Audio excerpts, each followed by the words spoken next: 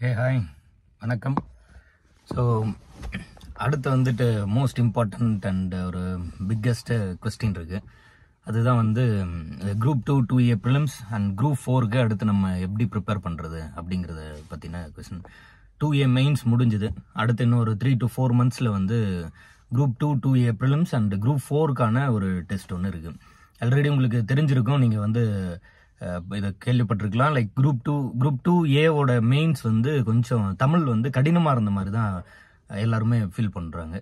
So அப்போ இதிலிருந்து நம்மளோட டேக்அவே என்ன, இதுலேருந்து என்ன நம்ம தெரிஞ்சுக்கிறோம் அப்படின்னா, தமிழ் வந்து கஷ்டமாக இருக்கிறதுக்கான வாய்ப்பு இருக்குது. நம்ம சொல்லிட முடியாது தமிழ் வந்து குரூப் 4ல் வந்து ரொம்ப கஷ்டமாக இருக்கும், 2A ப்ரிலிம்ஸில் வந்து 2025ல் நடக்க போகிற ப்ரிலிம்ஸில் வந்து ரொம்ப கஷ்டமாக இருக்கும். அந்த மாதிரிலாம் நம்ம வந்து ஒரு முன்னாடியே வந்து இதுதான் அப்படின்லாம் நம்ம சொல்ல முடியாது. ஆனால் ஒருவேளை கஷ்டமாக இருந்துட்டா நம்ம அதுக்கு தயாராக இருக்குமா அப்படிங்கிற ஒரு கொஸ்டின் இருக்குது.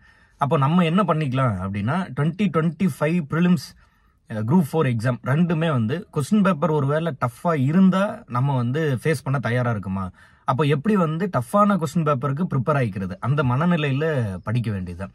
இப்போதைக்கு நம்ம வந்து ஒரு டஃப் கொஸ்டின் பேப்பருக்கு வந்து ரெடி ஆகிற அளவுக்கு நல்ல எஃபோர்ட்ஸ் போட்டு ரெடி ஆகிட வேண்டியதுதான்.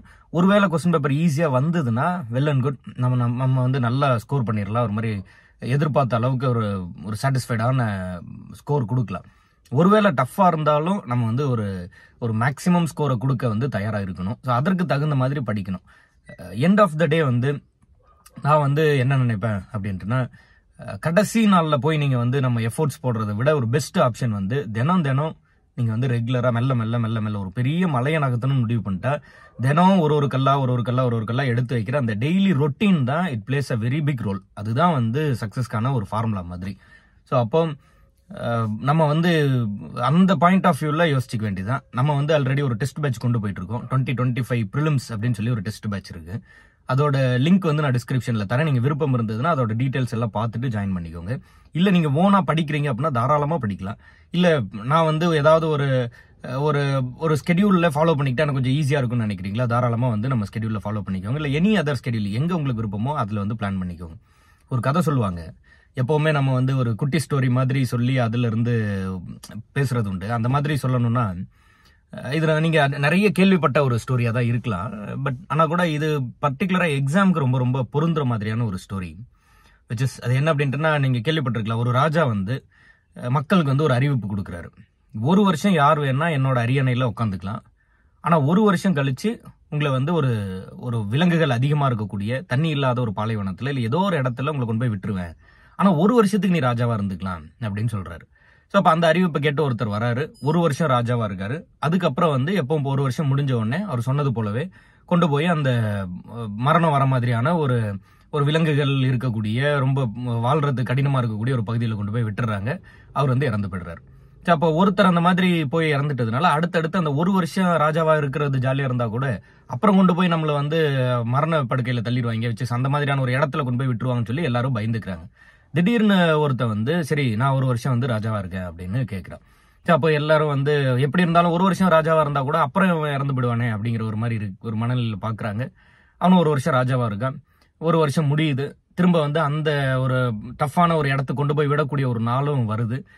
எல்லாரும் ரொம்ப சோகமா இருக்காங்க. 1 வருஷம் ராஜாவா இருந்தான், இப்போ வந்து கொண்டு போய் அவனை ஒரு ரொம்ப மோசமான ஒரு இடத்துல தள்ள போறாங்களே அப்படின்னு சொல்லி எல்லாம் வருத்தமா இருக்காங்க. ஆனா இந்த பர்டிகுலர் பர்சன் வந்து ரொம்ப ஹாப்பியா இருக்கான். யாருக்கும் புரியவே இல்லை, என்ன இப்போ சாக போறான் ஆனா ஹாப்பியா இருக்கானே அப்படின்னு நினைக்கிறாங்க. அப்போ கொண்டு போய் அந்த காட்டுக்குள்ள விடுறதுக்கான ஏற்பாடுகள் எல்லாம் நடக்குது. கொண்டு போய் அந்த காட்டுல விடுறாங்கன்னு வச்சுக்கோங்க. கொண்டு போய் விடும்போது தான் பாக்குறாங்க, அந்த 1 வருஷம் அவன் ராஜாவா இருந்தான்ல, அப்போ வந்து 1 வருஷம் கழிச்சு இவனை கொண்டு போய் ஒரு பகுதியில் விட போறாங்கன்னு ஒரு இடம் இருந்துச்சுல்ல, அந்த இடத்த அவன் ராஜாவா இருக்கும் போதே நல்ல வசதிகளோட அடுத்து அவன் வாழ்றதுக்கு தேவையான எல்லா விஷயத்தையும் அந்த இடத்துல ரெடி பண்ணி வச்சிடறான். இப்போ 1 வருஷம் கழிச்சு அவன் அந்த இடத்துக்கு போகும்போது ஆல்ரெடி அந்த இடம் வந்து வாழ்றதுக்கு தகுந்த ஒரு சூப்பரான, இங்க இவன் ராஜாவா இருக்கும்போது எவ்வளவு கம்ஃபர்டபுளா நல்லா வாழ்ந்தானோ அதை விட ரொம்ப அற்புதமா இருக்க மாதிரி அந்த இடத்த ரெடி பண்ணி வச்சுட்டான். இப்போ வந்து அங்க போய் ஹாப்பியா வாழ ஆரம்பிச்சிடறான்.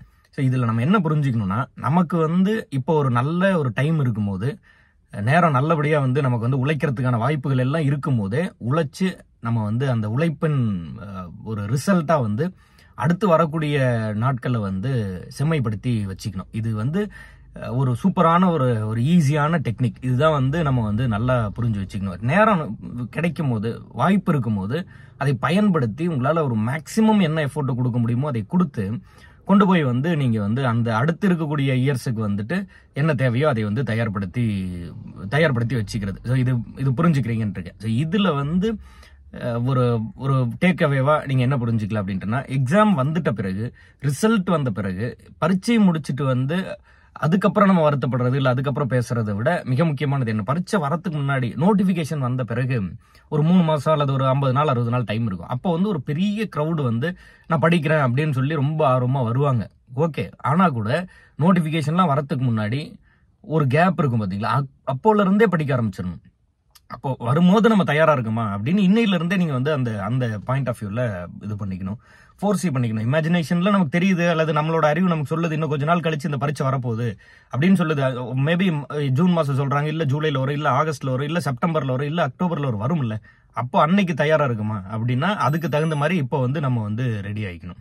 ஸோ அந்த விஷயத்த வந்து நீங்க மனசுல வச்சு படிங்க. இப்பவே தயாராகுங்க. இப்போல இருந்தே வந்து மெல்ல மெல்ல மெல்ல மெல்ல வந்து தயாராகிட்டே இருங்க, பாஸ் ஆயிடலாம். அதை விட்டுட்டு வாய்ப்பு போன பிறகு, நேரம் போன பிறகு அதுக்கப்புறம் வந்து நான் வந்து எஃபோர்ட்ஸ் போட தயாரா இருக்கேன் அப்படின்னு யூஸ் இல்லை. அதை பார்த்துக்கோங்க. டிஎன்பிஎஸ்சி வந்து கொஞ்சம் ஈஸியான எக்ஸாம் தான். ஆனா பிரச்சனை என்னன்னா, நீங்க படிக்கிற ஆர்வத்தில் இருக்கும் போது நோட்டிபிகேஷன் இருக்காது, நோட்டிபிகேஷன் இருக்கும் போது நீங்க படிக்கிற ஆர்வத்தில் இருக்க மாட்டீங்க. அந்த மாதிரி இந்த ரெண்டும் பொருந்தி வர்றது வந்து ரொம்ப ரொம்ப ஒரு ரேரான விஷயம். ஸோ அப்படி பொருந்தி வரும்போதே அது வந்து நம்ம பயன்படுத்திக்கணும். Strike the iron when it's hot அப்படின்னு சொல்லுவாங்க இல்லையா, காற்று உள்ள போதே துற்றிக்கொள். இந்த மாதிரியான பழமொழிகள் எல்லாம் கேள்விப்பட்டிருப்போம். அது போல நம்ம வந்து இந்த ரெண்டு அமைஞ்சு வரும்போது, நீங்களும் படிக்கிற ஆர்வத்தில் இருக்கும் போது, வாய்ப்பும் வரும்போது, நோட்டிபிகேஷனும் வரும்போது படிச்சு வேலை வாங்கிடணும்.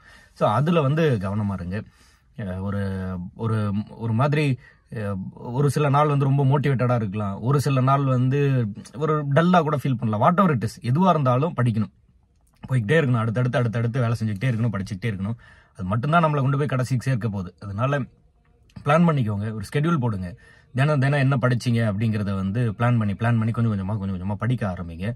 கோ ஃபார் இட். அது வந்து நல்லா முடிவு பண்ணிட்டு படிக்க ஆரம்பிங்க. படிக்கிறதுன்னு முடிவு ஆயிடுச்சுன்னா படிக்கணும், வெறித்தனமா படிக்கணும். அதுல வந்து நீங்க எந்த காம்ப்ரமைசேஷனும் கிடையாது, உழைப்புக்கு வந்து ஒரு சப்ஸ்டிடியூட்டும் கிடையாது.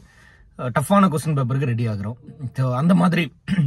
அது மாதிரி வந்து நம்ம பிளான் பண்ணி படிக்க ஆரம்பிச்சு, ஒருவேளை கொஸ்டின் டஃபா இருந்தா ரெடியா இருக்குமா அந்த மாதிரி மைண்ட் செட் பண்ணி படிக்க ஆரம்பிச்சிருங்க. கவனம். ஸ்டார்ட் பண்ணுவோம். 2025 ப்ரிலிம்ஸ் வந்து ரொம்ப குரூப் 1 ப்ரிலிம்ஸ் இருக்கு, குரூப் 2 2A ப்ரிலிம்ஸ் இருக்கு, குரூப் 4 இருக்கு. இதை விட ஒரு இயர் வந்து சூப்பரா ஒர்க் அவுட் ஆகாது. அதனால ரொம்ப கவனமா நல்லா வந்து ஒரு போல்டா வந்து படிக்க ஸ்டார்ட் பண்ணுங்க. கவனம். Good morning, have a great day.